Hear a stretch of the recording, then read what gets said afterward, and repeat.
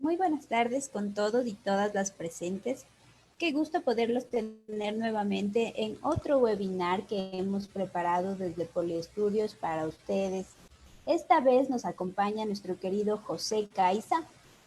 Él nos va a hablar acerca de un tema muy importante que dentro de la educación virtual es una preocupación, porque en la presencialidad uno puede tener ciertas pautas que nos van dando elementos para nosotros poder detectar algo tan fundamental como la violencia. Es por esto que nosotros hemos visto importante crear este webinar, al que lo hemos denominado Violencia en entornos de educación virtual.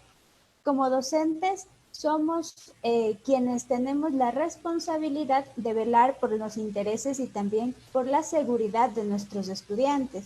Y por esto es que nosotros queremos brindarles algunas herramientas que ustedes pueden utilizar para poder detectar de forma temprana este tipo de violencia. Entonces, vamos a tratar en 4 encuentros virtuales, como lo hemos venido trabajando a lo largo de todos los webinars.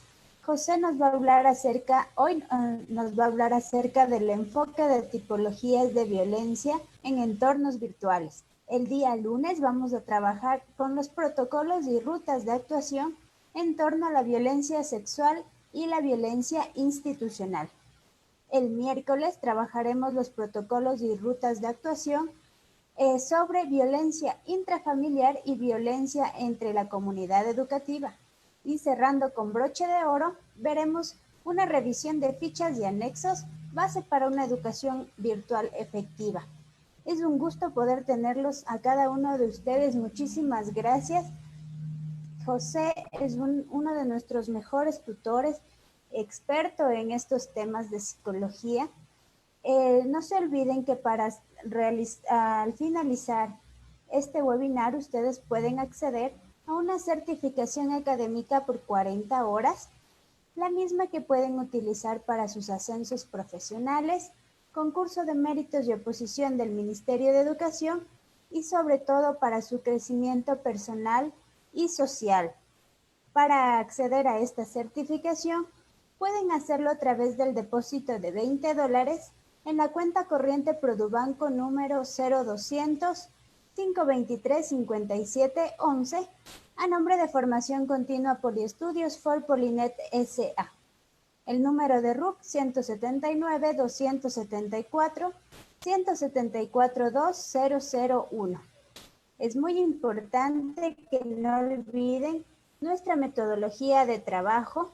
En primer lugar, debes escribir una recomendación en la fanpage de Formación Continua Poliestudios. Aquí también deberás escribir 3 comentarios durante la videoconferencia. Estos comentarios deben resumir lo que José nos va a ir impartiendo el día de hoy y los días posteriores a este. Y además nosotros vamos a valorar estos comentarios como asistencia de cada uno de ustedes. Lo más importante que les pedimos siempre, compartir este webinar con un grupo de amigos y ayudarnos a que esta comunidad virtual sea más grande para poder así llegar a más lugares del Ecuador y poder compartir el conocimiento con cada uno de los docentes que se encuentran ejerciendo esta hermosa profesión. Vamos a darle paso entonces a José. José, ¿puedes por favor prender tu micrófono, perdón, para que podamos dar inicio a esta maravillosa capacitación? Bienvenido. Muchas gracias por la presentación. Bienvenidos todos los que están aquí presentes. Como manifestó, el día de hoy vamos a tratar y revisar lo que es el manual de protocolos y ruta de actuación que está actualmente vigente en el sistema educativo, ya que al nosotros encontrarnos en la virtualidad, esto no es que no esté sucediendo, entonces tenemos que estar preparados para nosotros tener y actuar de la mejor manera cuando nosotros podamos o nos encontremos en situaciones de violencia. Entonces, como ya manifestó este gran tema, esta ruta de protocolos está dividida en 4 secciones donde se abordará todos los temas y va a ser de gran ayuda para todos y más que nada para nuestros estudiantes. Entonces, vamos a comenzar con los enfoques.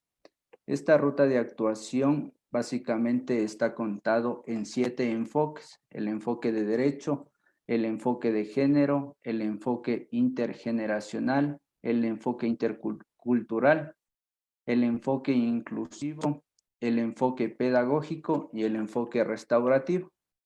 Entonces, esta base de los enfoques es de donde se sacó y cómo está dirigido esta ruta de protocolos y este manual. Entonces, el enfoque de derecho básicamente reconoce a todas las personas que tienen libre derecho de ejercer, y lo que el Estado garantiza es el goce o ejercicio de derechos. Esto quiere decir que nadie les puede privar de sus derechos por ninguna, por ningún tipo, si es que tienen ningún tipo de género, orientación sexual, condición de movilidad. Estos no son factores para que ninguna persona pierda o sea vulnerado algún derecho. Entonces, todas las personas tenemos derechos, sin importar nuestro estado ni nuestra condición. El enfoque de género. Principalmente el enfoque de género viene dado por el principio de igualdad y no discriminación. ¿Qué quiere decir eso? Que todos somos iguales, tanto hombres como mujeres, y no debe haber ninguna discriminación. Por lo general, nuestro país y nuestro sistema es una sociedad súper machista, entonces se le discrimina o tiene gran discriminación las mujeres. Entonces eso es lo que trata de borrar. Igual trata de la igualdad de oportunidades. Tanto los hombres como las mujeres tenemos las mismas oportunidades para adquirir cualquier cargo, para tener la educación y sobre todo una educación de calidad. Y con esto trata de contrarrestar las relaciones de poder. Esto no quiere decir que porque si es que es hombre tiene más poder que las mujeres, o porque si es que es mujer tiene más poder que los hombres, sino que todos somos iguales. No tiene que haber discriminación ni del uno, ni del un lado, ni del otro lado. Eso es muy importante para nosotros tomar en cuenta. Este es nuestro segundo enfoque. El enfoque intergeneracional. Como nosotros sabemos, el sistema educativo no es que solo se viene dando a personas, a niños, sino también están personas más adultas que por A o B circunstancias no han podido terminar su ciclo escolar. Entonces reconoce a todas las personas y a todas las etapas. Esto quiere decir niñez, adolescencia, juventud, adultez y vejez, si es que fuera el caso. Entonces, lo más importante de este enfoque dice que tenemos que escuchar todos los criterios y todas las necesidades, porque no todos tienen las mismas necesidades. Entonces, al basarnos nosotros en nuestro trato, en los intereses y en nuestras metodologías, tenemos que tomar en cuenta también este enfoque, que todos tienen derecho de opinar y ser escuchados. El enfoque intercultural hace un llamado que nuestro Estado es plurinacional e intercultural. Aquí resalta las diferentes formas de entender el mundo, cómo se relaciona cada persona, cada cultura con la naturaleza o con el mundo. Aquí también están lo que es los pueblos y nacionalidades. Cada cual tiene su lengua, sus costumbres, sus códigos e identidades.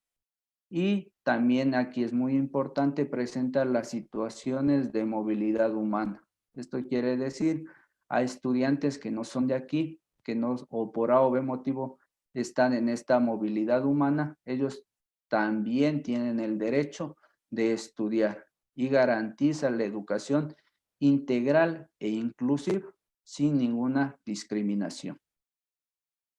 El enfoque inclusivo como gran análisis tiene que analizar las diferencias individuales y la riqueza a la diversidad.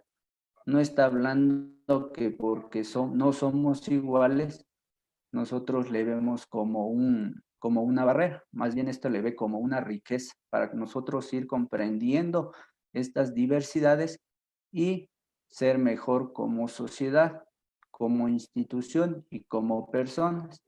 Dentro de estas individualidades se menciona a la discapacidad, a la movilidad humana, a la diversidad sexual, a la diversidad etnias y culturas, entre otros.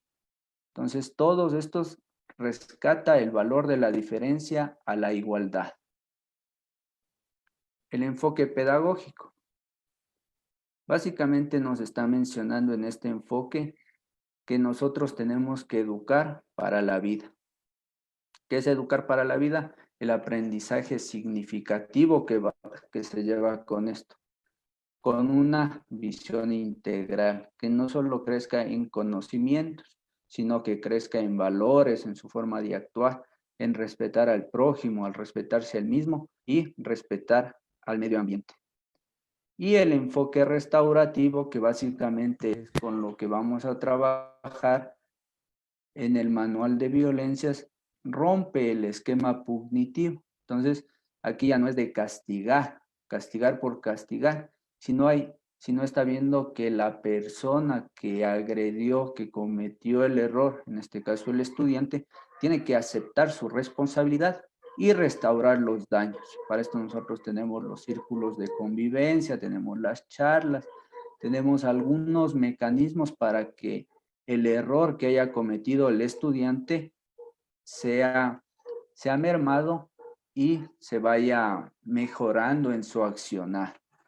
Con esto queremos hablar de que se está tratando de una cultura de paz. También incorpora la atención a los niños, niñas y adolescentes, que como podemos ver las siglas es la N y la A, que agreden. Entonces, ¿por qué también les está haciendo esta atención y protección a los niños y niñas y adolescentes? Porque dice que en muchos de los casos, estos niños, niñas y adolescentes pueden sufrir una doble condición de vulnerabilidad, porque no es normal que una persona sea agresiva de por sí. Tiene que haber algo detrás de eso. Entonces, para ellos también hay un trato especial para conocer el por qué está pasando esto. Entonces, con eso hemos terminado los 7 enfoques con los que se ha realizado esta ruta de protocolos. Vamos a ver ahorita sobre la violencia, toda la tipología, y en los posteriores webinars vamos a tratar sobre las rutas manifestadas para terminar nosotros con las fichas. La definición de violencia. Aquí la Convención de Derechos del Niño dice que es un problema social y cultural. Entonces, al ser un problema social, no es que solo está en ciertas familias, en ciertas personas, sino es un problema de la sociedad, que nosotros tenemos este problema y está manifestado. La Organización Mundial de la Salud manifiesta que es el uso intencional de la fuerza o poder físico. Entonces, ya está mostrando que hay una intencionalidad de causar daño. También se origina porque aquí hay las relaciones de poder inequitativas. Entonces, la persona que es más grande va a abusar del más pequeño. La persona que se expresa más puede abusar del que no habla tanto. Entonces, la persona adulta puede abusar del niño. Entonces, esto es lo que se está refiriendo al poder inequitativo. Puede ocurrir en varios escenarios. Aquí puede ocurrir en la familia, en el hogar, en las instituciones. Puede ser maltrato físico, sexual, psicológico. Ahorita que estamos por el internet también hay esto de la violencia por el internet, y tenemos diferentes tipos de violencia, a pesar de que es todo vía internet. También hay el trato negligente, que eso también tenemos que conocer bastante para nosotros no caer en esta negligencia, porque esta negligencia también es un tipo de violencia. Para nosotros tratar, cuando sabemos que hay un tipo de violencia, lo primero que se va a considerar ya cuando se esté abordando estos casos es el principio de interés superior, de prioridad absoluta y no discriminación. Entonces aquí el interés superior es el niño y nosotros no podemos discriminar porque esté sucediendo un tipo de violencia. La actuación debe ser inmediata. Nosotros apenas sepamos, nosotros tenemos que actuar, tenemos hasta 24 horas para nosotros denunciar y realizar los procesos. Eso es muy importante. Si nosotros nos quedamos callados, no queremos realizar la ruta necesaria, no hacemos los pasos que son debidos, nosotros vamos a caer en lo que se dijo anteriormente, en la negligencia, y vamos a ser parte del problema. Entonces, por eso es importante y está en negrillas, está en mayúsculas. Nosotros tenemos la obligación de denunciar el hecho. La categorización de la violencia está básicamente dividida en tres. Está en la naturaleza de los actos violentos, que está la física, psicológica, sexual, por omisión o negligencia, y la virtual. Tenemos la relación víctima-persona agresora.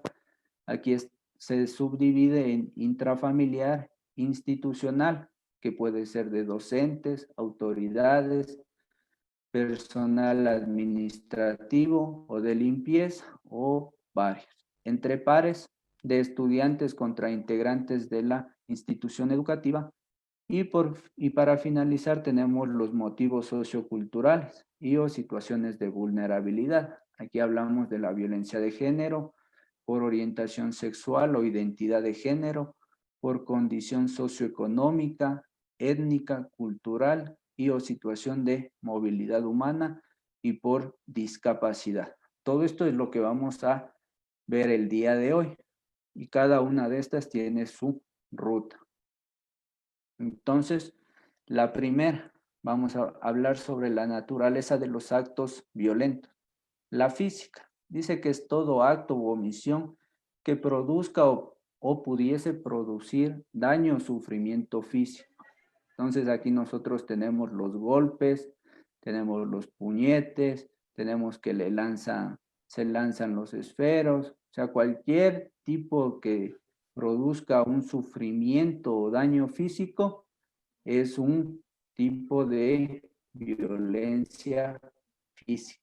Recordar que estos tipos de naturaleza, le voy a retroceder, estos tipos de naturaleza, de relación con la persona y los motivos socioculturales se pueden interrelacionar. Por ejemplo, nosotros estamos en la virtualidad y nuestro estudiante dice que el papito o la mamita le pegó. Entonces viene a ser una violencia física intrafamiliar y puede ser aquí, por ejemplo, si es que, por ejemplo, puede ser que el papito es machista. Entonces tiene la mujercita y por A o B circunstancias le pegó. Entonces puede que se relacionen estos tres. Entonces nosotros ya vamos a saber qué ruta de actuación se puede dar.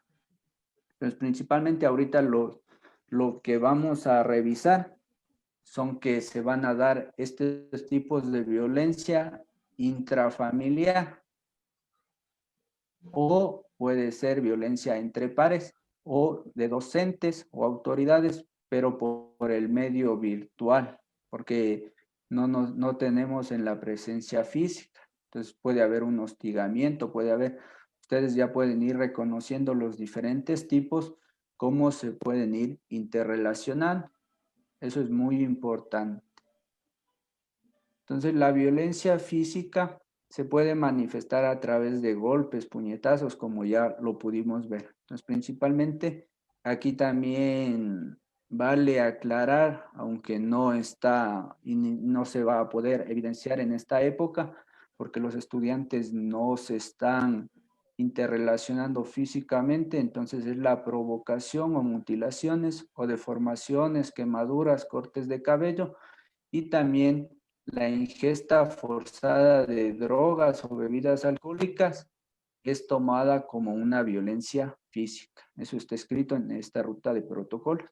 La violencia psicológica dice que la violencia psicológica incluye el maltrato verbal. Aquí esta violencia sí se puede evidenciar en este tipo de educación que estamos teniendo, ya que puede ser un maltrato verbal con una llamada telefónica, insultos por medio del WhatsApp, por medio de las redes sociales, puede ser ofensiva, gritos, apodos, burlas. Entonces aquí vienen lo que pueden ser los memes, comentarios peyorativos. Si es que estamos en una videoconferencia en el aula y el uno le trata mal al otro o da estos comentarios, entonces estamos bajo este tipo de violencia psicológica. Entonces la discriminación, la exclusión, la intimidación, manipulación, humillación, amenazas, difusión de rumores, inculpaciones, control de medidas y mecanismos de vigilancia, hostigamiento, etcétera. Todos estos tipos que nosotros podemos observar o hemos podido observar, viene a recaer en lo que es el tipo de violencia psicológica. En muchos casos es difícil detectar si se ha ejercido otras formas u otros tipos de violencia, pues la víctima no siempre presenta evidencias físicas o visibles. Sin embargo, este tipo de violencia afecta a la persona a nivel subjetivo y emocional, con consecuencias sobre su salud mental y desarrollo integral. Entonces, como nosotros vemos aquí, si es que un estudiante o los mismos profesores han sufrido este tipo de violencia, nosotros a simple vista no vamos a poder ver. Entonces nosotros tenemos que ser muy persuasivos, que si es que antes el niño hablaba, interactuaba, le gustaba, se conectaba temprano, entonces de un día para el otro cambió, entonces ya son signos de que algo está pasando. Entonces tenemos que ser muy perspicaces para nosotros darnos cuenta de que si es que se está cometiendo este tipo de violencia psicológica, porque no es perceptible a simple vista, pero nosotros ya con el tiempo y conociéndoles a nuestros estudiantes, nos vamos dando cuenta. El tipo de violencia sexual, que es muy preocupante, pero sí se ha dado, entonces este es el que nosotros tenemos que por obligación y tenemos la ruta establecida y hay bastantes casos también de negligencia que se ha podido observar. Es porque nosotros, sabiendo que está pasando o sospechando, porque nosotros no podemos decir en nuestros informes y todo esto pasó, sino siempre tenemos que estar con la presunción. Nosotros no vamos a decir le pegó, sino presuntamente. Entonces, siempre trabajar con la presunción porque nosotros no podemos asegurar eso. Entonces, eso tomar muy en cuenta. Entonces, la violencia sexual es la que más daño les causa a todas las personas, no solo a los estudiantes. Entonces, eso tenemos que estar y tomar muy en cuenta. Ya vamos a ver los diferentes tipos de violencia sexual según las diferentes tipologías y clasificaciones que se tienen. Entre ellas, en el Código Integral Penal, el COIP, habla en su artículo 166 del acoso sexual. Textualmente dice que la persona que solicite algún acto de naturaleza sexual para sí o para un tercero, privilegiándose de su situación de autoridad laboral, docente, religiosa o similar, sea tutor o tutora, curadora o curador, ministros de culto, profesionales de la educación o de la salud, personal responsable en la atención y cuidado del paciente, o que mantenga vínculo familiar o cualquier otra forma que implique subordinación de la víctima, con la amenaza de causar a la víctima o a un tercero un mal relacionado con las legítimas expectativas que pueda tener en el ámbito de dicha relación. Entonces, eso es penado. Y básicamente estamos viendo que aquí también hay una relación de poder. Tenemos en el artículo 170 de este mismo código al abuso sexual, el cual manifiesta que la persona que en contra de su voluntad de otra ejecute sobre ella o la obligue a ejecutar sobre sí misma u otra persona un acto de naturaleza sexual, sin que exista penetración o acceso carnal, será sancionado como con la pena privativa de libertad de 3 a 5 años. Entonces eso tenemos que ser muy conscientes. Nosotros básicamente no vamos a decir si fue acoso sexual, abuso sexual, pero ya vamos teniendo la idea y vamos conociendo, porque el desconocer no es saludable para ninguna persona. Entonces nosotros nos vamos a ir empapando de esto. Como les dije anteriormente, aquí tenemos la categorización de la violencia sexual, las tipologías según su manifestación. Según el COIP, el Código Orgánico Integral Penal, las siguientes son las principales tipologías. Entonces está el acoso sexual, está el abuso sexual, la violación, el estupro, la pornografía infantil y adolescente, la trata con fines sexuales y la violencia sexual digital, que es lo que hemos estado viendo en las últimas noticias que se está presentando bastante, la violencia sexual digital, que ya la vamos a tratar. Entonces, en el acoso sexual dice que constituye una manifestación de violencia según la cual una persona con un estatus de superioridad solicita actos de naturaleza sexual para sí o para otras personas, a quienes está bajo su autoridad, aprovechándose de su situación de poder. Entonces, aquí puede ser que un estudiante, un profesor, una autoridad pueda aprovecharse de una persona menor de edad o de un estudiante por su relación. Puede visibilizarse en cuanto a la edad, el sexo, la posición laboral, social, familiar, económica. El acoso sexual puede involucrar hostigamiento, persecución física, verbal o psicológica, amenazas y acoso virtual. Entonces, este acoso nosotros lo podemos vivir en este momento porque nosotros podemos ver que esto es verbal, que esto es psicológico, que puede haber un hostigamiento si es que no es físico, puede seguirle en redes sociales, puede estar atento a su perfil, puede mandarle mensajes. Entonces, esto es un tipo de hostigamiento, puede realizarle amenazas y vendría a ser un acoso virtual teniendo en cuenta las demás características. El abuso sexual implica toda interacción sexual en contra de la voluntad de un niño o niña, caso en que, que el consentimiento no exista o puede ser dado. Entonces eso es muy importante. Aquí dice que el consentimiento no existe o no puede ser dado, independientemente si la niña o el niño entiende la naturaleza sexual de la actividad e incluso cuando muestre signos de rechazo. Este tipo de abuso se presenta como un acto natural sexual sin la necesidad de que exista penetración o acceso carnal.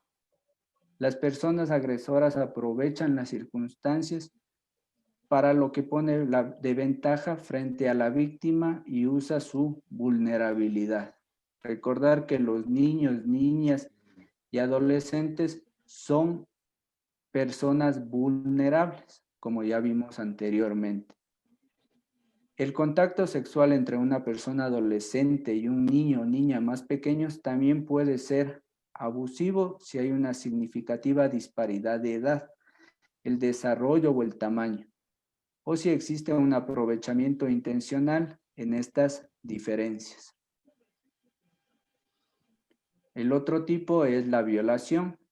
Entonces, aquí dice que es el acceso carnal con introducción total o parcial del miembro viril por vía oral, anal o vaginal, o la introducción por vía anal de objetos, dedos u órganos de distintos al miembro viril a una persona de cualquier sexo. Y esto está penalizado por el COIP. En su artículo 175 dice que la víctima menor de 18 años de edad irrelevante. Entonces eso ya es un delito. El estupro. El estupro ni lo tenemos que manejar porque hay casos que se dan y se están dando y tenemos que ser muy cuidadosos. ¿Por qué? porque dice que es el acto de violento que comprende a una persona mayor de 18 años. En nuestro caso, y según nuestra legislación, es una persona mayor de edad que recurriendo al engaño tenga relaciones sexuales con otra, mayor de 14 años y menor de 18 años. Entonces el estupro es cuando una persona mayor de 18 años puede haber tenido o tuvo relaciones sexuales con una persona de entre 14 y, 18, y menor a 18 años. Puede tener 17 y puede ya estar por cumplir años, pero se relaciona en esta edad. Y esto está manifestado en el artículo 167.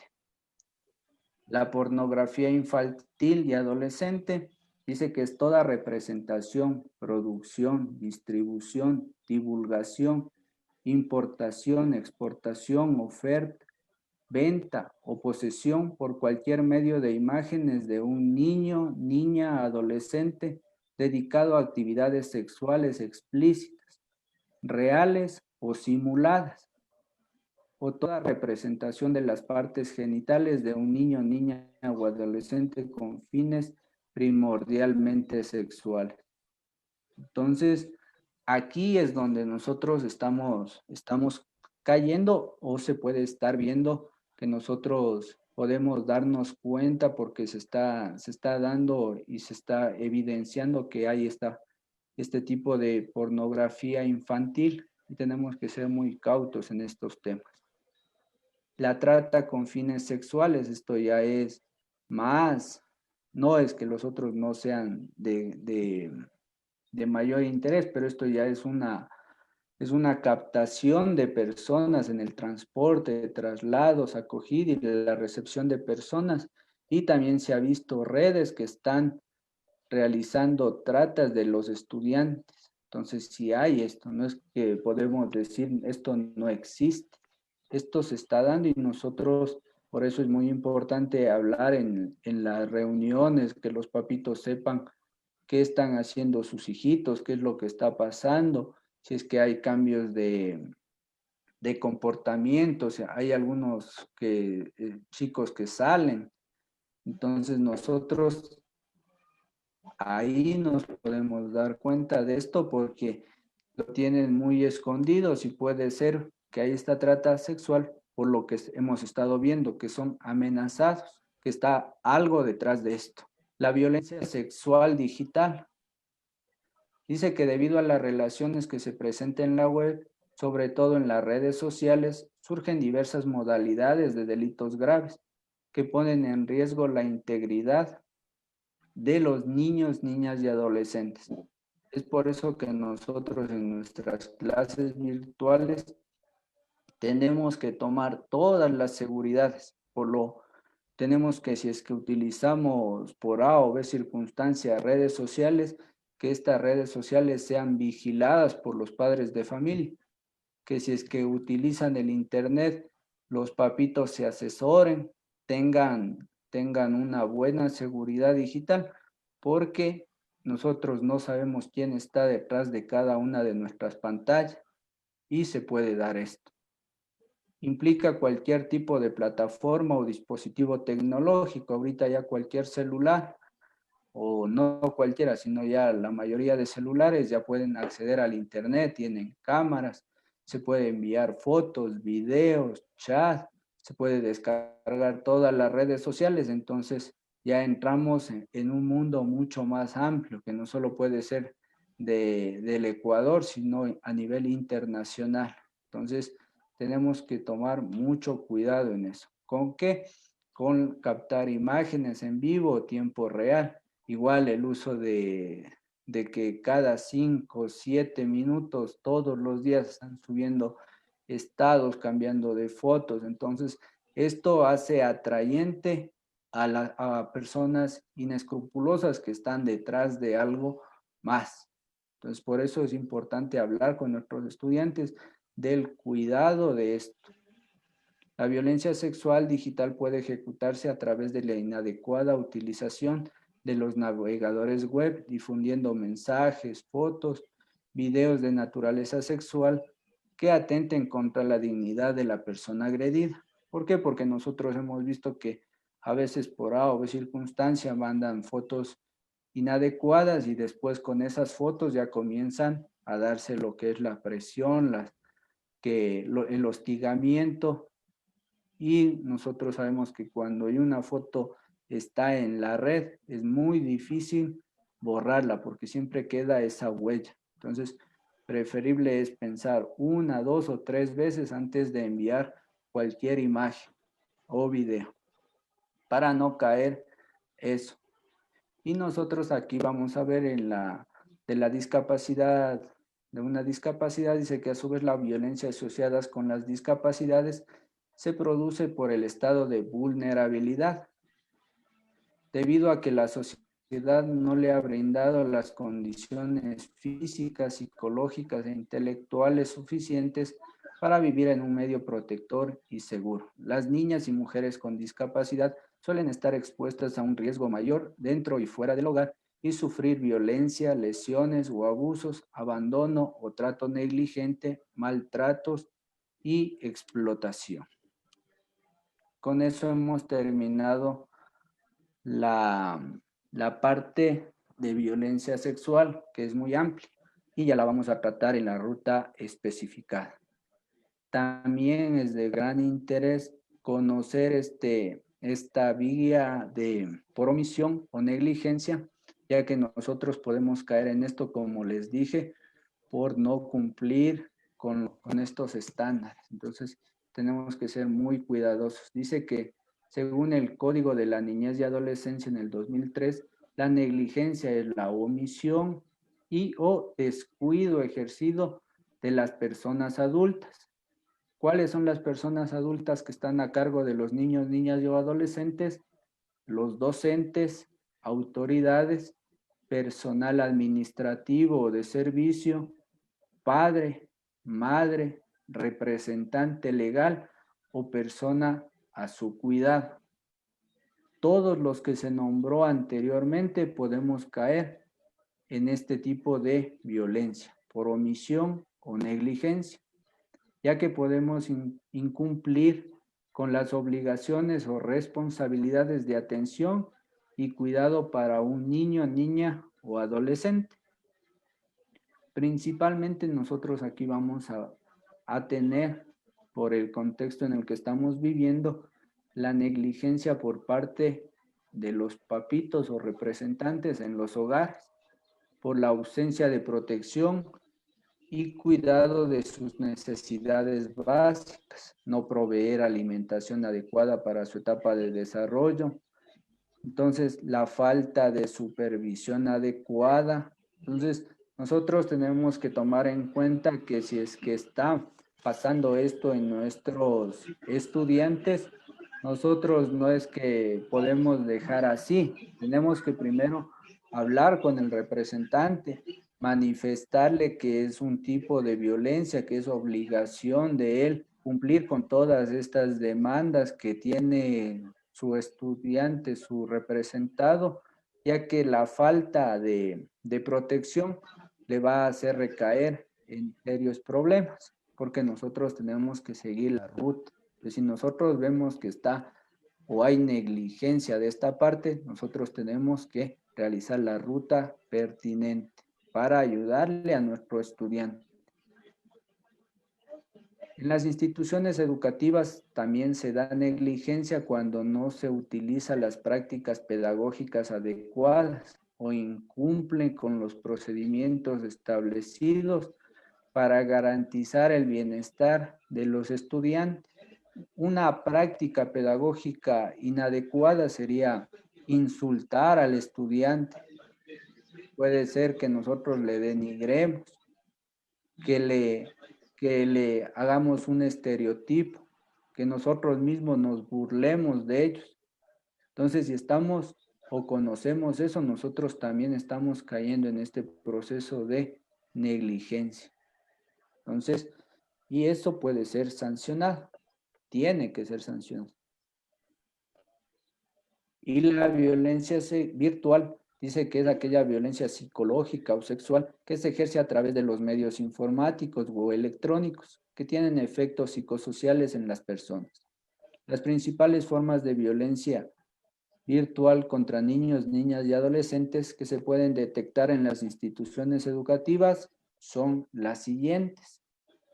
Como nosotros podemos ver, es un gran contenido y esto lo vamos a tratar en el webinar que tenga con la violencia informática, porque en cada uno vamos a dar ejemplos, vamos a tratar, pero principalmente tenemos que darnos cuenta en la pornografía infantil, el uso de imágenes, el uso de claves, porque hay personas que por A o B circunstancia para que le dé haciendo un deber o algo, le da el usuario y contraseña y la otra persona es abusiva y comienza a utilizar la información, el ciberacoso.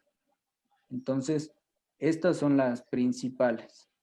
Esto ya vamos a tratar, pero ya les di básicamente una introducción.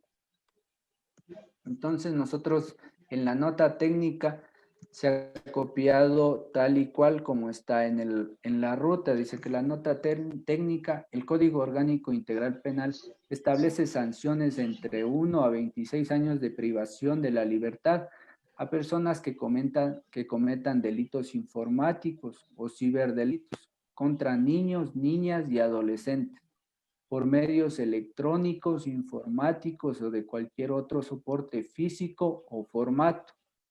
Son delitos: el contacto con finalidad sexual con menores de 18 años por medios electrónicos. Esto se encuentra en su artículo 173. La oferta de servicios sexuales con menores de 18 años por medios electrónicos está en el artículo 174.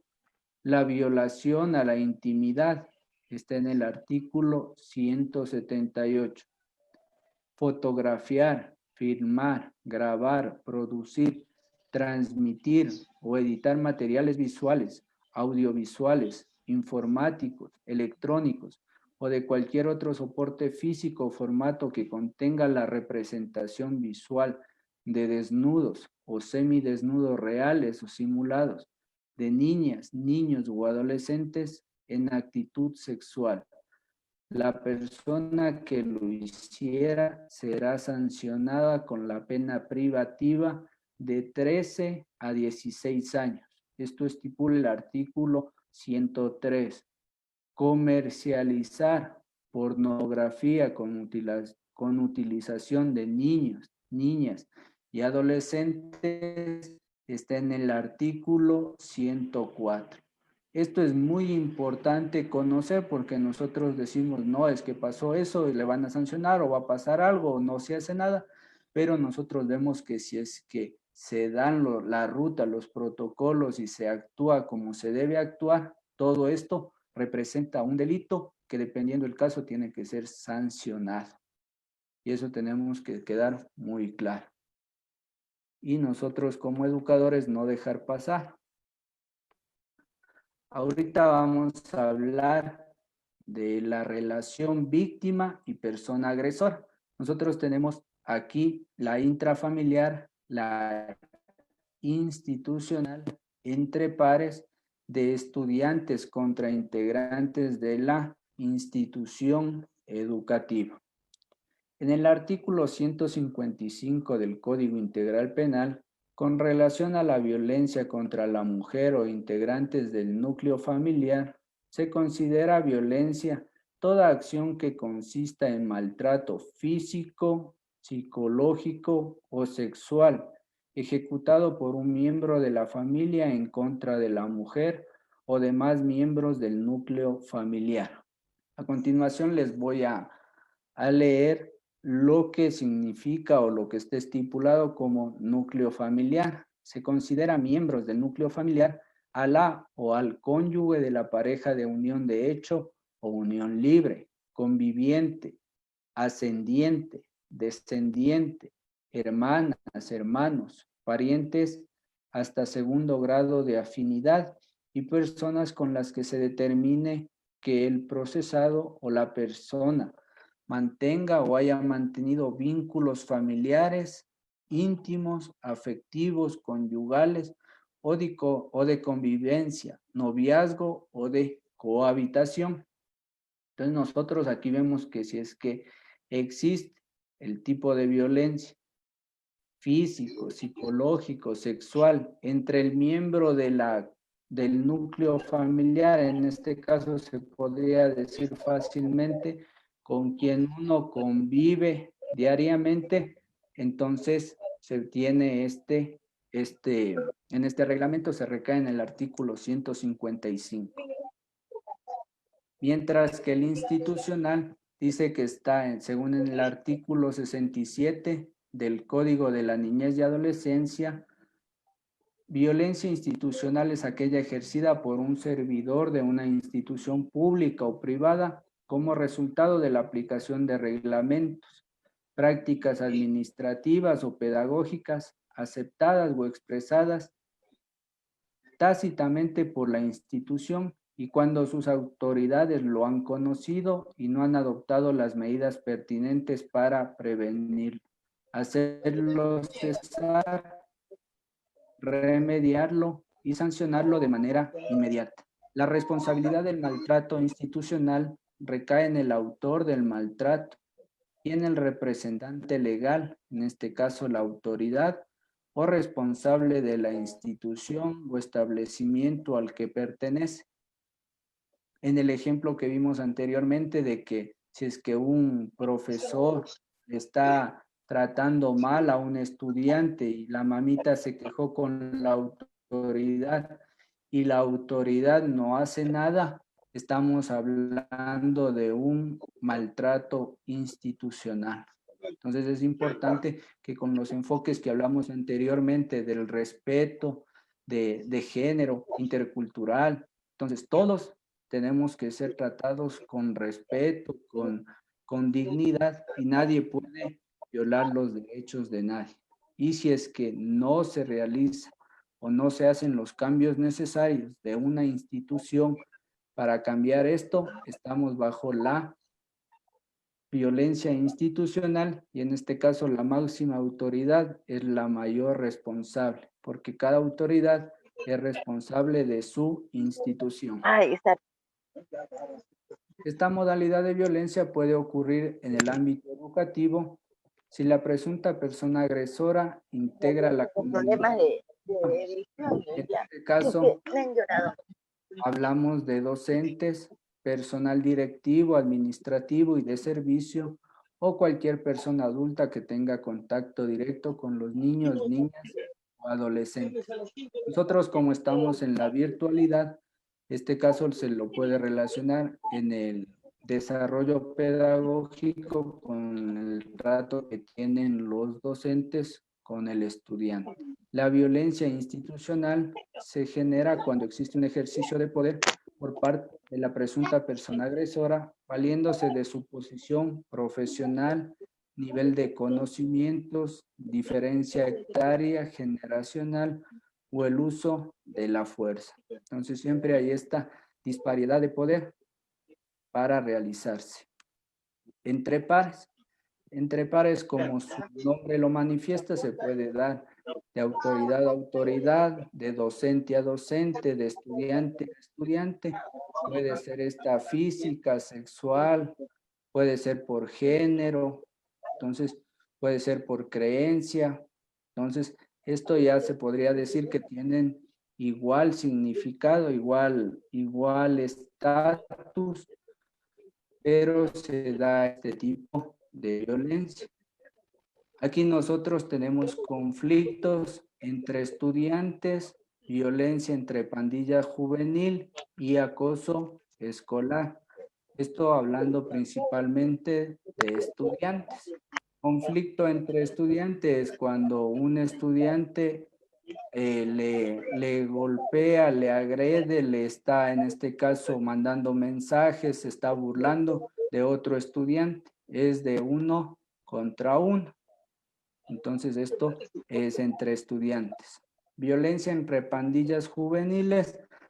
Recordar aquí que la ruta y protocolo no dice que pandilla juvenil es lo que nosotros estamos viendo en las redes sociales o estamos viendo en los noticieros, que son pandillas que están causando problemas, sino manifiesta a las pandillas como un grupo que se ha creado porque en su hogar no ha conseguido el apego o porque se han reunido para tener los mismos gustos. Entonces, si es que a él le gusta patinar, se va con un grupo que sepa patinar. Si es que a él le gusta jugar fútbol, básquet, entonces se va con este grupo. Entonces, como está resaltado, dice que la pandilla no implica procesos de asociación irregular. Entonces ahí debemos tomar en cuenta que no es con pandillas como nosotros lo estamos asociando, sino que puede ser que a un estudiante no le gusta un grupo que le gusta jugar fútbol y ese grupo tiene problemas o le está molestando. Entonces, cuando está con un grupo, una persona tiene un problema, en este caso por lo que manifiesta la ruta contra una pandilla, pero esta pandilla no tiene este símbolo de agresividad y puede llegar la pandilla, también es importante esto, tienen sus propias normas, sus propios códigos, sus propios recursos, pero a veces para pertenecer a estas pandillas puede llegar a violentar sus propios derechos. Entonces, la persona por integrar estos grupos pueden estar violentando sus propios derechos sin que él sepa o con la autorización de él, pero él al ser una persona vulnerable no puede darse cuenta de esto. Entonces nosotros como personas adultas, nosotros docentes, los papitos, debemos tomar cartas en el asunto para que no se rompa ningún derecho. El acoso escolar es lo que virtualmente y actualmente se está tratando lo que se dice el bullying. Entonces esto se dio por Olmos en el 2007, que ya se estaba hablando del bullying. Entonces el bullying es el acoso escolar, puede ser grupal, individual, pero aquí ya va puede ser de manera directa, de manera indirecta, y hay las personas agresoras, hay las personas que observan y se puede convertir esto en un sistema, porque para haber acoso escolar tiene que ser reiterativo. Entonces ellos ya tienen una rutina, entonces se puede decir que ahorita todas las mañanas le coge y le manda un meme, después por la tarde le insulta, luego le hace críticas por el Facebook, luego los demás se ríen, entonces eso va paulatinamente y ya se llamaría esto acoso escolar o bullying, en este caso cibernético. En el acoso escolar están presentes tres aspectos. Para nosotros decir que es un acoso, tienen que ser los actos violentos. No necesariamente tienen que pegarle porque puede ser violento en forma psicológica. Tiene que haber la intencionalidad de querer causar o tener la certeza de que quiere él molestarle. Entonces no es que solo le dijo un chiste, sino que él ya va con la intencionalidad y tiene que ser recurrente. Entonces no solo fue una vez, sino ya ha sido algunas veces. Entonces ahí estamos hablando de acoso escolar. También tenemos que nosotros tomar en cuenta que aquí podemos estar en nosotros podemos tener estos tipos de actividades, pero se puede subdividir en conflicto, situación de violencia, acoso escolar o bullying. Como un ejemplo muy práctico, un conflicto es cuando estamos en una clase virtual, el uno opina una cosa y por A o B circunstancia se comienzan a insultar o se comienzan a dar interrelaciones. No básicamente insultar, porque eso ya sería un tipo de violencia, pero comienzan a discutir. Entonces, eso es un conflicto. De ese conflicto nosotros tenemos que irlo debatiendo, viendo los puntos de vista y se terminó. Mientras que en la situación de violencia, y sí, ya va lo que es el insulto, el agravio, entonces ahí ya estamos hablando de una violencia psicológica.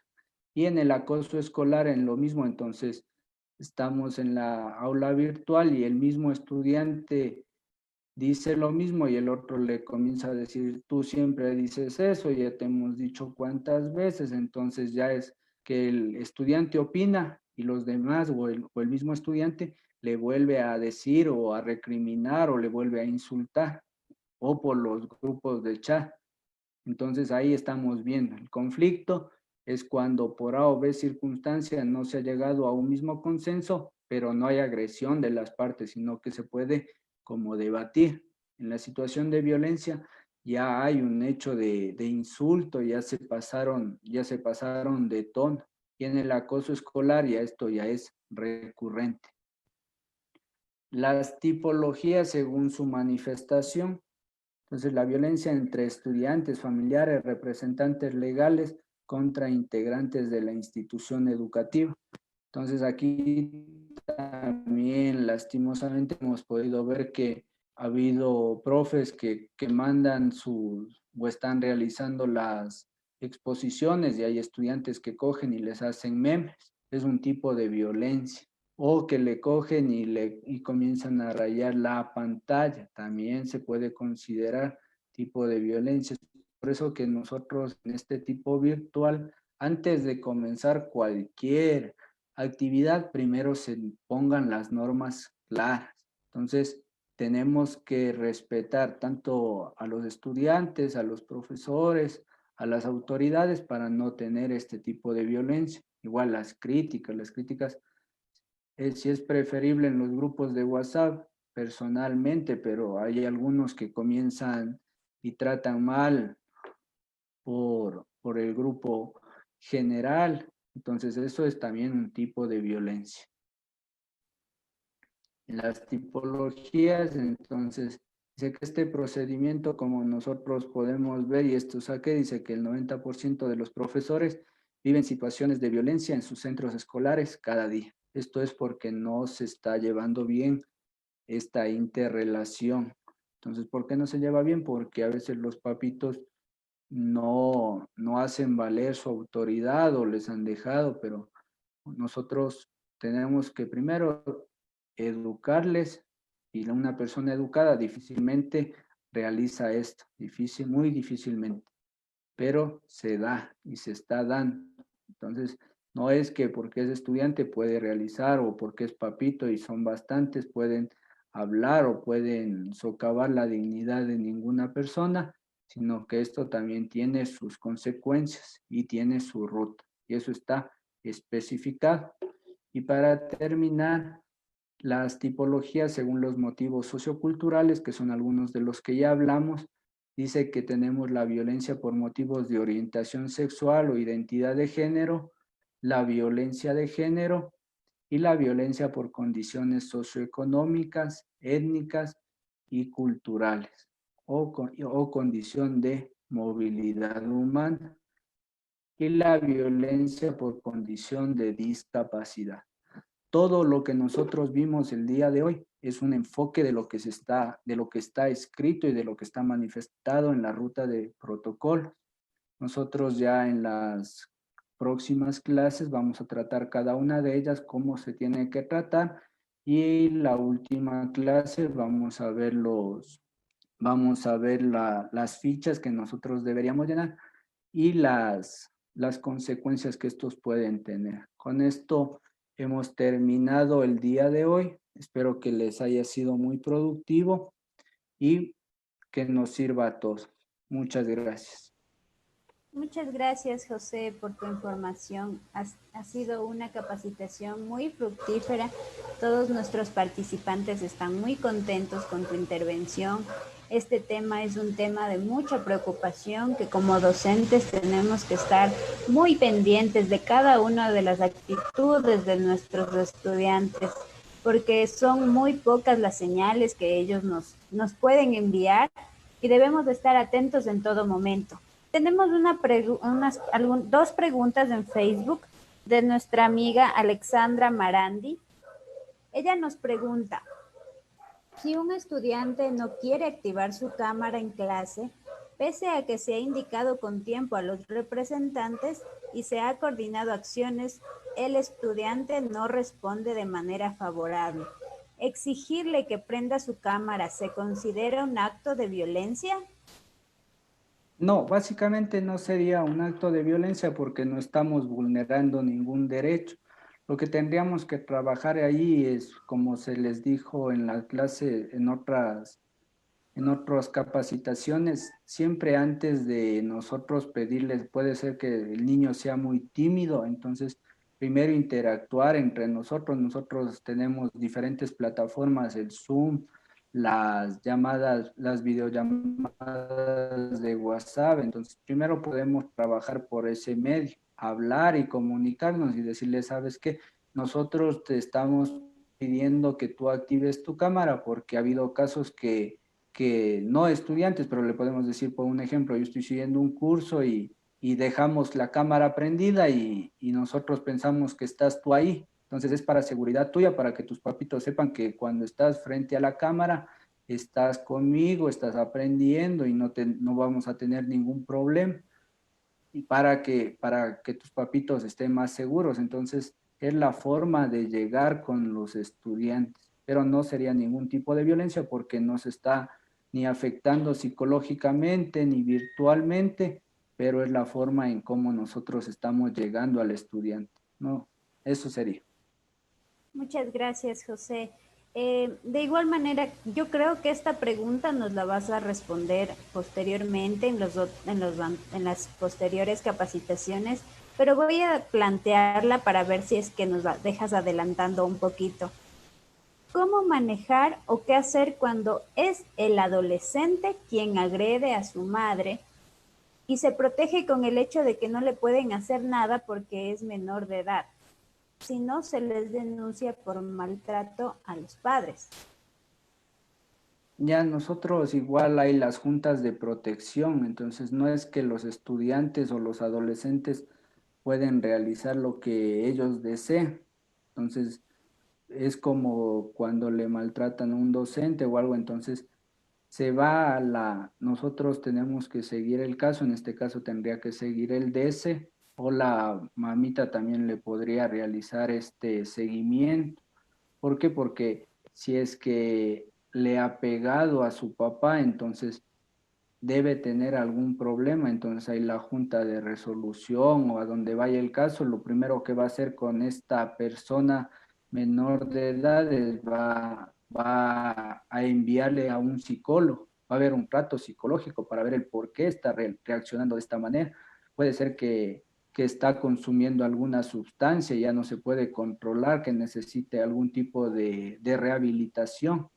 Entonces, para este caso, entonces, lo primero que van a hacer es el estudio del caso, mandarle a la autoridad respectiva, en este caso, primeramente le han de mandar a un psicólogo clínico y que le evalúe y dependiendo de lo que esté, se va a hacer el seguimiento. Como les dije anteriormente, ninguna persona eh, en este caso, como vamos a ver de las rutas y protocolos, no es que nació agresor y les va a pegar o va a maltratar a todos, sino hay un porqué del que están siendo agresores, porque principalmente, como dice él, puede ser doble vulneración porque él está siendo agredido y se hizo ver de esta manera. Entonces, en este caso, yo creo que primero sí se tiene que hacer y el llamado de atención, no verbal, sino de la parte oficial, cosa que van a hacer un seguimiento, él va a tener que ir algunos días a terapia y se va a resolver el caso, porque nadie no puede maltratar a nadie. Como nosotros vimos, el grupo familiar y toda la norma está muy relacionada. Entonces nadie no puede ser vulnerado ningún derecho y peor el físico. Muchas gracias, José. Este tema es un tema muy importante, pero también es un tema muy sensible que tenemos que tratar de controlar dentro de nuestra aula, y más en nuestra aula virtual. Ya no tenemos esa oportunidad de estar cerca de nuestros estudiantes y poder así mirarlo, cómo están actuando, cómo están sintiendo, cómo están interactuando entre ellos. Entonces es muy importante que como educadores virtuales que somos en este momento, tengamos las herramientas necesarias para ver que nuestros estudiantes estén seguros, aún estando dentro de su propia casa. Muy, muy interesante tu tema, José. Muchísimas gracias a cada uno de ustedes. Para las personas que me están preguntando acerca del material que utiliza José para su capacitación, el material de apoyo se lo envía al correo electrónico de cada persona que haya cancelado la certificación académica al finalizar el webinar. Al finalizar los 4 encuentros virtuales, se le entrega el material de apoyo a cada una de las personas que haya realizado el pago. Eso es todo por el día de hoy. Muchísimas gracias, José. Les esperamos a cada uno de ustedes el día lunes. A partir de las 4 de la tarde vamos a seguir tratando este tema tan importante y tan interesante dentro de la educación virtual. Muchas gracias a todos, que tengan una muy buena tarde y una muy buena noche y que descansen. Gracias, José. Hasta la próxima. Un excelente fin de semana. Igual. Que les vaya muy bien. Buenas tardes. Uy, ya no me acuerdo. Buenas tardes. ¿Aló?